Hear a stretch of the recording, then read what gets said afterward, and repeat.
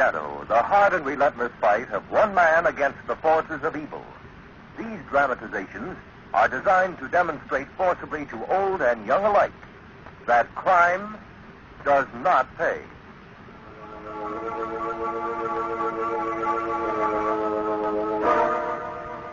The Shadow, who aids the forces of law and order, is in reality Lamont Cranston, wealthy young man about town.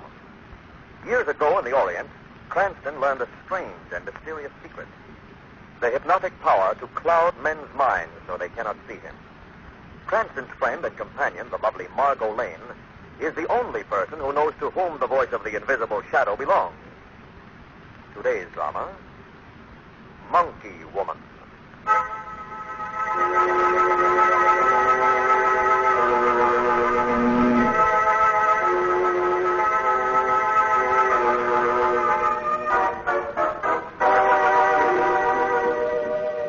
Mrs. Teresa Kimball was that aged, wealthy eccentric to whom the press always referred to as the Monkey Woman. Her mansion stood in the woodlands within earshot of the Lotus Park Zoological Garden, and she acquired her weird title by her extreme and fanatical devotion to the monkey tribe in all its shapes and sizes. This obsession brought her only pleasure until one windy night in late April. She and her companion of years standing, Miss Lottie, were closing the drapes against a sudden chill. After 7, you know. She's late for dinner. Now then, Lottie, the girl's barely 20. Have a little patience, won't you? Patience, indeed. I've little or no patience with her, and I won't pretend I have. Frankly, I think it's downright nonsense you having a French war orphan living in the house this way. Do you, Lottie? I do, indeed. You know nothing in the world about her background, and from my observations, it's none too desirable. Oh, don't be a fool. You don't like her ideas, I tell you. She's got a head stuffed with nonsense. She's a young girl who enjoys life a little. Personally, I like it. I'd scarcely want another gloomy face around the house. If you're referring to me, Miss Teresa, I'll have you know that I'm proud of being a respectable woman with some sense of... And listen to them out there. Just listen. I can hear them well enough. Only too well. They've been carrying on that way for the past hour. If you ask me, it's an outrage to have that zoo so close to a civilized town. Oh, really, Lottie, you're a trifle ridiculous. You don't like Colette and you resent the animals. I'm too sensible a person to waste affection on... you're too much of an old maid to tolerate any creature with any vestige of life in it. Stuff and nonsense. If you listen very closely, you can hear my friends chattering to each other. Where my nerves would shred. The monkeys are the worst of the lot. Oh, how can you? Really, how can you, Lottie? When you look at them so little and cunning. What? And cunning? Ye gods, I've seen some over there as tall as a man with faces mean as an... Oh, how silly you are. The big ones are like the little ones. They're just overgrown babies. What's that? It's just someone at the door, Lottie. Probably Colette. Who's there? Mrs. Kimberlin, please. Who is it, Lottie? The man. Well, just give him his pin. Show him in. Evening, Mrs. Kimberlin. Oh, it's you. Well, this is a real pleasure. Lottie, this is Mr. Palmerston. He's the head keeper in the local zoo's monkey house. How do you do? I do well enough, but I wish you'd do better and keep that menagerie of yours from yowling its head off. They are a little noisy this evening, but I'm afraid they have a good reason for it, Miss Lottie. What do you mean? Now, there's no need for getting panicky. You can rely on the park guards. They'll retake him in no time. Retake who? The mammoth Congo ape we got last winter. The old man of Calamondo. He escaped about an hour ago while we were cleaning his cage. Crushed one of the guards pretty badly. There's doubt that he lives. Whatever did you people do to upset him? Upset him? He's one of the very nicest monkeys I've ever known. Now, look, man. We didn't do nothing to upset him. I've been around monkeys all my life. And if you ask me, he's the most dangerous ape that ever swung from a tree. Oh, Mr. Palmerston, how silly you sound. Maybe I sound silly, but I'll tell you this. You both better keep indoors and see to it your doors are locked until that beast is back in captivity. Well, I appreciate your concern, Mr. Palmerston, but I'm the last person on earth to be afraid of monkeys. Perhaps you don't know it, sir, but I've a will there in my desk made out in favor of the monkeys of the world. It's true, absolutely true. Can you imagine such a thing? Stay stiffer is all I can say. Well, I've got to be on my way. My work's cut out for me this night. I suggest you contact the administration office if you need help in a hurry. Oh, I think we will, Mr. Palmerston. Don't be too sure, Mrs. Kimball. Heavens. Now we're in for it. We'll be killed. You know it. All of us. All of us. What are you doing with that house phone, Rocky? I'm calling the gardener's party. For what? I'm going to get Manders to come in and protect her. Put it down. Put it down at once. But Manders is the gardener, and he will remain in the gardener's cottage where he belongs. He's not allowed in the main house. I've given him strict instructions. You heard me. Colette doesn't like the mayor. I don't know why, but I do not wish the poor girl to be upset. She's had a hard enough life. She'll have a harder life if the old man of Salamander walked. What? Quiet. Who's there? What was that? Who is it? Oh, Colette. I let myself in the front door. What's that noise? Oh, it was a chair in the dark. I stumbled over it. What's the matter? Well, nothing at all, my dear. You're a little late, aren't you? Oh, I'm so sorry. I was shopping. There were so many pretty things I could not leave. Did Miss Lane phone me? No. She said she was coming over this evening to talk to me about a job. She would call if she could not make it. Well, then she's coming. There was no phone call from Miss Margot Lane, was there, Lockett? None I know of. Well, then you'd better hurry upstairs and change, hadn't you? Oh, I would like to, but I'm afraid the dinner will spoil. You just hurry along. We'll wait. You are so kind to me, Mrs. Kimball. Oh, nonsense. Just get to move on. I'm so afraid you're going to tell her about the escape, Lotte. And why shouldn't I have? Because she's young and imaginative. Much so, Lotte. She doesn't understand monkeys the way I do.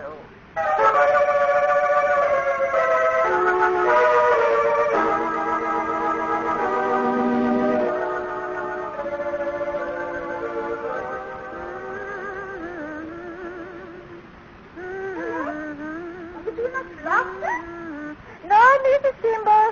Un petit moment. One butter, l'autre.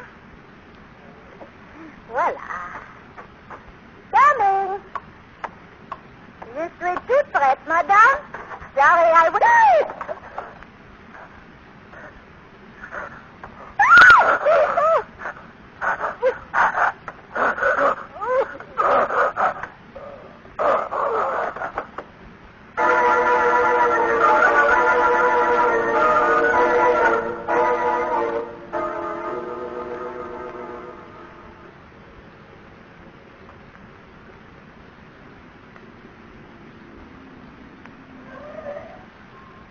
Well, here we are, Margot. Thank you, Lamont. Oh, Colette remembers I was coming over. I hate to drop in unexpectedly.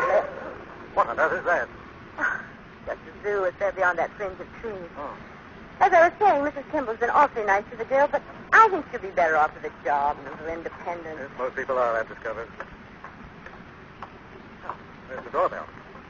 No doorbell, just a knocker. Oh, that's it. Well, use it. We won't have to. Why not? Once we hear somebody's coming to the door. Somebody's running to the door. That's what's going on, and... Hey! Why don't you look where you I was looking, but I didn't expect a flying tackle. Who are you, anyway? Excuse me, will you? Wait a minute, what's the rush? I asked you a question. Yes, who are you? What's it to you? This young lady happens to be a friend of the family. But so do I. Funny, I think you somehow for a second story man. Maybe I'm a very good judge of character, huh? You come with us. All right, and I'm busy. Wait. Stop. Strength of an animal, that guy. Suppose he's robbed the house? Come on, we'll see.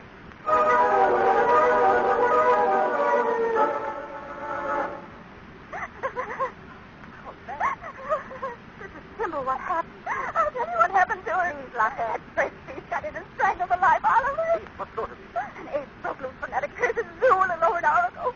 He's prowling the countryside. He broke in and murdered her. I'm not sure. So what did you do? The devil's heaven, Teresa. Here she lies at our feet. That doesn't prove she ain't killed her. Heard the sounds from below. Not very clearly, Lotte. Besides, those sounds could be imitated. By who? By a man. In my experience, the human animal is a good deal more cruel than the lower order, Miss Cranston. A man would have to be pretty powerful to do a job like this. I agree completely. Manders. What?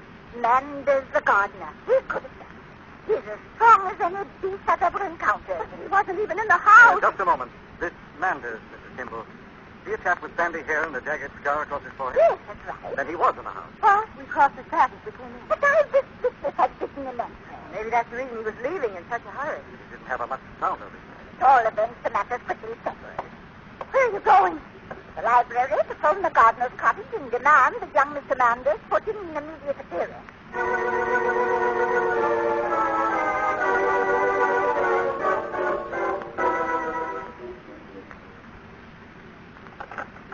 Hello? Hello? He hears that ringing out there. He couldn't miss it. Hello? Hello? Probably can't work up the courage, don't you? Very well, I'll go down and lead him back by the nose. Well, now, will you look who's coming up the stairs? You certainly made yourself scarce, I must say. Now, listen to me. Colette is dead. Pretty little Colette. Somebody killed her. Was it you? Did you do it? Now, don't get the idea of frighten me. Now, I'm not afraid of you at all. It's one little business, but...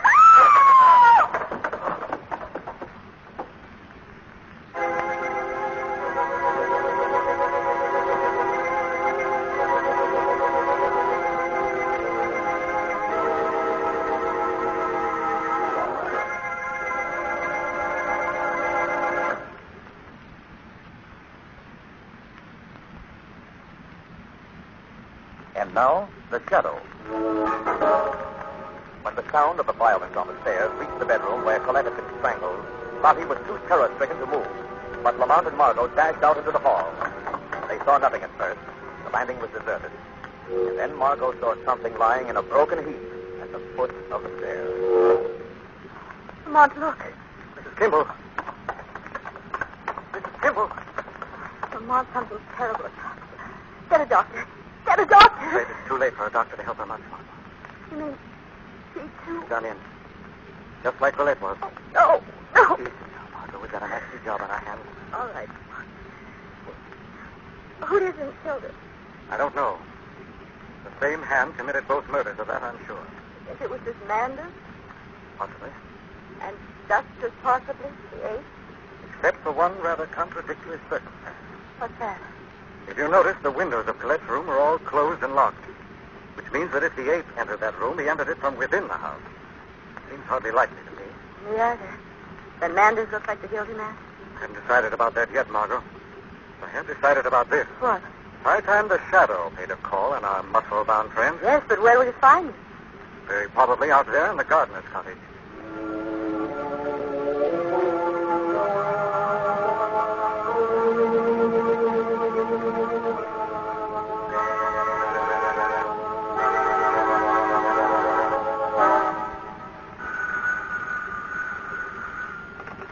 Hello, gardener's cottage.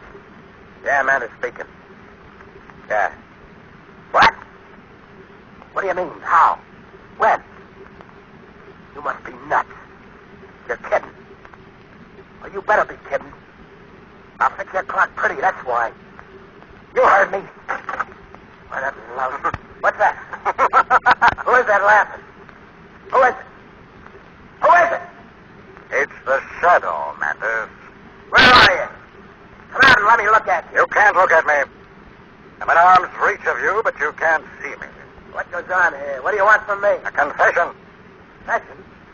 Confession of what? Murder. Murder, huh? What's the gag? Mrs. Kimball didn't think it was much of a gag when you broke her neck and threw her down the stairs. You're up the wrong alley. Why should I knock off the old lady? There's just the possibility that she left you a few dollars in her will. She wanted to collect and clear out. You're way off, boy. She didn't leave me anything, not a dime. She didn't make that much sense. What do you mean? Why, the old crow was going to leave all her money to the monkeys. What? Just what I said. She's going to leave every sou to the monkeys of the world. Till Colette come along. And then? As I understand it, she was just about to make out a new will, splitting the dough between the girl and the baboon. And there's the motive. You killed them both out of jealousy and hatred. You got me wrong, boy. As far as I was concerned, nothing was too good for Colette. But it's coming from the big house. There you are, Manders. I'll attend to whatever's wrong. Meanwhile, the Shadow will be watching you.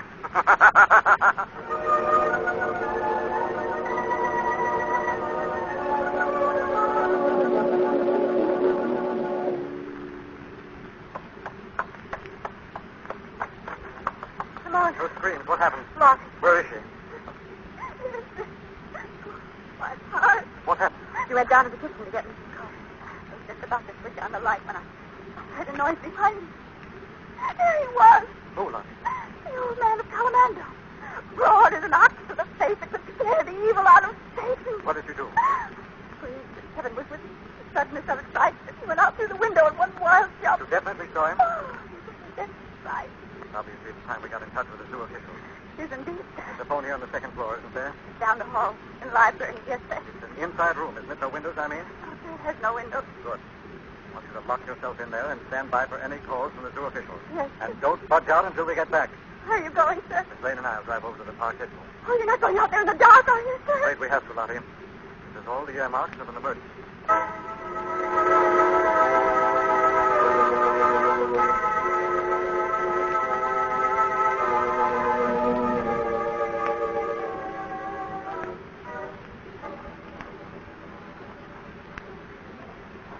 Not so fast, Lamont. It's so dark out here. You know, Margot, I like excitement, but if it's all the same to the gods of adventure, I just as soon have a human opponent. Now, here's the car. Inside, Margot. Lamont, wait. What's the matter? I saw him. What? Who? I saw him. I know I saw him. The old man at Calamando? Yes. He's staring the wall up to the second floor balcony. You're certain? Absolutely. Lottie's in that second floor library. Come on. What's that? Look! It's the third floor window. Miss Lottie! Miss Lottie! It's not Miss Lottie, it's Manders. Manders? Yes. See, there's his shadow against the pane. He's fighting with someone. Someone is with the ape. With the old man at Calamando. See, there's his shadow now. Lamont, look! He's picked him up! Manders! He's swinging him over his Manders, head! look out! Manders! Come on. Manders! Manders! Manders, we're here to help you. No good. Let me alone. Look. I want to tell you. Tell us what? Blueprint. It's study. And it is.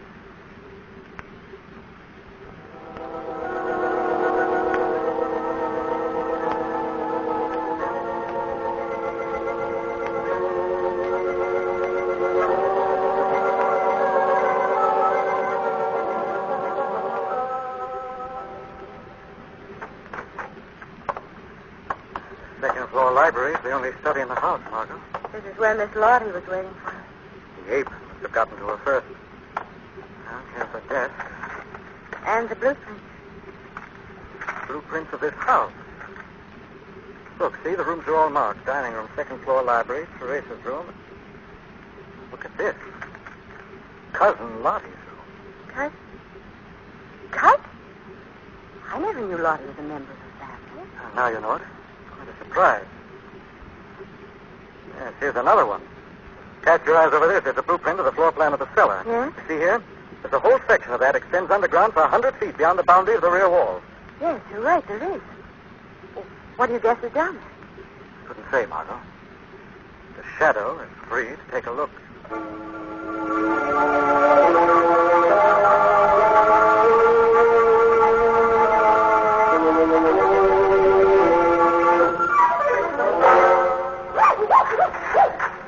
Shut up, you in the cage. I don't get it, Miss Lottie. Why did you add Manders to the list? Hadn't there been enough murder to suit you? He died hard, didn't he? The bloody business, wasn't it, Thomaston? Plenty. What's so good about that? Why did you hate him? I didn't hate him. I loved him, Huh? and I thought it was mutual.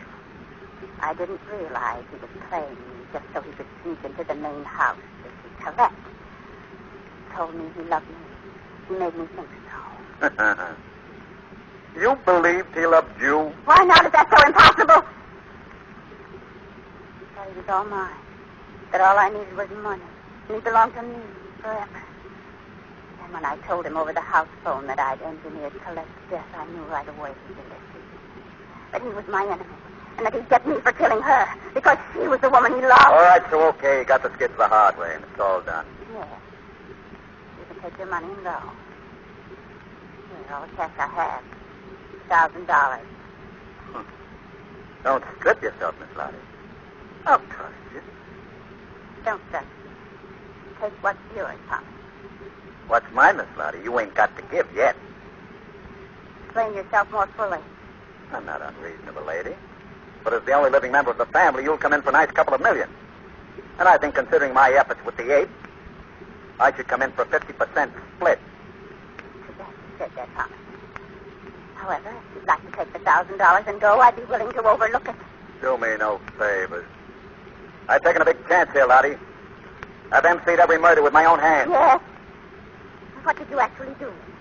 You took the ape out of the cage and speared him at gunpoint.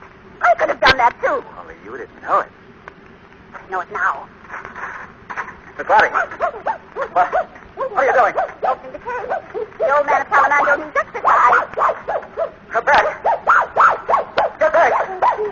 My gun. You'll find your gun in the holster, sir. I took the liberty of removing it. No. Yes. This is it. You're in my hand. I wouldn't try running. Quicker than a tornado. You have a kind of choice, Thomason. You can rush me or wait for the ape to rush you. It's an ugly choice. A bullet or a hug from our airy land. No, please. Please, stop him. Stop him. I'll take that gun, Miss Lottie. Now then, back. Get back, old man of Calamando. Back. What is this? Who are you? I am the Shadow. Invisible to your eyes, but here to serve the ends of justice. Oh, whatever you are, you saved my life. I've saved it, Palmerston, only to accuse you of murder. Back. Get back, old man. You don't understand, boy. I did nothing. I was only following her orders. You rotten rat. Silence. The plan was yours, Miss Lottie. You've been content for years thinking that Miss Teresa's ridiculous will, bequeathing her money to the monkeys of the world, could easily be contested and broken when she died. However, when Colette appeared and was about to become a beneficiary of a more reasonable will and testament, you knew you had to act fast. You plotted the ape's escape with Palmerston, and then with its aid killed the girl and Teresa, keeping it housed down here between its crimes. How did you know this? I discovered it with Manders' help. Manders, the man you also destroyed out of jealousy, and because you were afraid he'd expose your murder of his beloved Colette. Now, don't come any closer, old man. Back.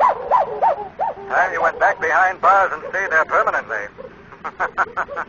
I have an idea that's exactly what's going to happen to your two friends.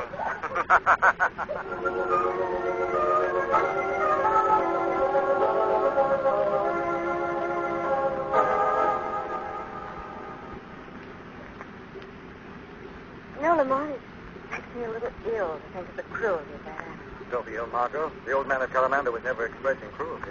He what? Oh, not at all. He was expressing a kind of primitive love when he squeezed the life out of his victim. Really? Really? He loved everything except a man with a gun. Whatever he loved, he killed. That's love? Early primitive love. Well, it's improved a little down the age. More than a little, my lady. More than a little.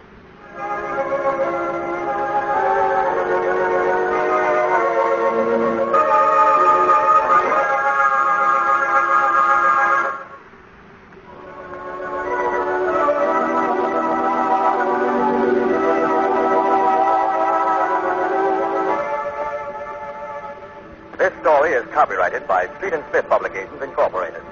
All names and places are fictitious. Any similarity to persons living or dead is purely coincidental.